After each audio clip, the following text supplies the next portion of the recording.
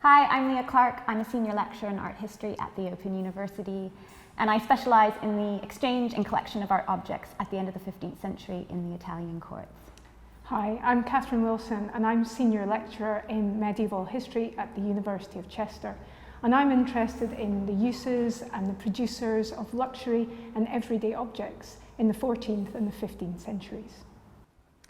Today we're in the Grosvenor Museum in Chester, and we're going to be looking at some tiles which were used as the starting point for our Arts and Humanities Research Council grant called the Mobility of Objects Across Boundaries, or MOB. MOB is a collaborative interdisciplinary project which reconsiders the history of material culture in the period 1000 to 1700.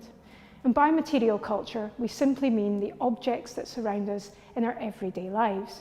And quite simply, in the period 1000 to 1700, more objects were produced than ever before, and they travelled across geographic, cultural, political, class and linguistic boundaries. So one of the aims of MOB is to consider the mobility of objects in the past and what did that mean for the objects, but also for the people that handled them and used them. One definition of MOB is a gathering of people coming together, but we wanted to extend this to think about how things could also be included in that, how people and things come together, and through their mobility they give rise to the transfer of motifs, of ideas and knowledge. Studying the mobility of objects requires attention not only to the fluidity of objects, but at points when the objects were stopped in time or when they were transferred from one space and into another. If we take tiles as a starting point, we can think how they're halted in settings, for instance, on the floor, but how the motifs are mobile. They get translated into new contexts on new objects. This is a collection of medieval floor tiles. They've been found in ecclesiastical, that's religious buildings, all across Chester. All of these tiles have been made from the same material, that's clay. So the clay would have been dug out of the ground and formed into a series of squares using a mould. And then all of these floor tiles here have been stamped with designs. The ones that you can see here have all been glazed, and that means that a thin solution of clay mixed with water has been poured over the top of them, and this glaze was often coloured with different natural ingredients. So we have yellows and greens and some dark ones. This was designed to make the tiles look pretty and shiny and stand out. And if you imagine, if you were back in a medieval church, they didn't have electric lighting, and they had candles which illuminated the whole building. So all of this shiny material here on the floors would have been picked out by the candlelight and would have made for part of the experience for the people visiting.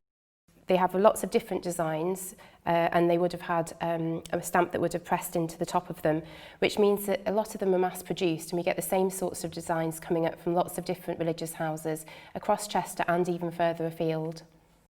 One of the most interesting tiles in the collection is this one here. It was found in Chester Cathedral and would have been part of a much bigger floor. You can see it's got 3 hares inscribed on it, and this is a type of medieval riddle or puzzle. Although each hare has got 2 ears, there's only 3 ears drawn on the tile, and this is something that medieval people would have found interesting and intriguing. The design itself has come a really long way. It's not from around Chester. The original design comes from a cave in China, and it dates to the late 6th, 7th century. So it's thousands of years old and it's travelled thousands of miles. This particular design shows how not just objects can travel across borders and across boundaries, but about how ideas can as well.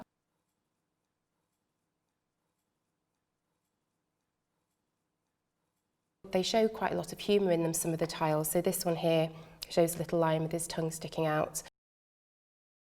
We have ones that have got words on, so these would have formed parts of big inscriptions, sometimes a religious inscription or sometimes someone's name, an important person who went to that church or was to be remembered in that church. So you can see here this one is a white lion tile, and we have another one that's just the same here, as they were mass produced, and they're very common in some of the religious houses in Chester, but most notably in Vale Royal Abbey, which is a little bit further out in Northwich. And we have lion and daisy, and we've got double-headed eagles. So all of them had a meaning, and when they were set in the floor all together, because they weren't just individual tiles, they would have created a great big image or great big picture, which would have looked colourful and also would have meant something to the people who were visiting there. These items are really interesting to look at today. If you imagine, they were all made as parts of floors, so they were designed to be walked over, but they're clearly very colourful and very decorative, and they give us an insight into the ways that medieval buildings would have looked for the people who were going into them. And they also show the personalities and the interests and the humour of the medieval people who lived around here too.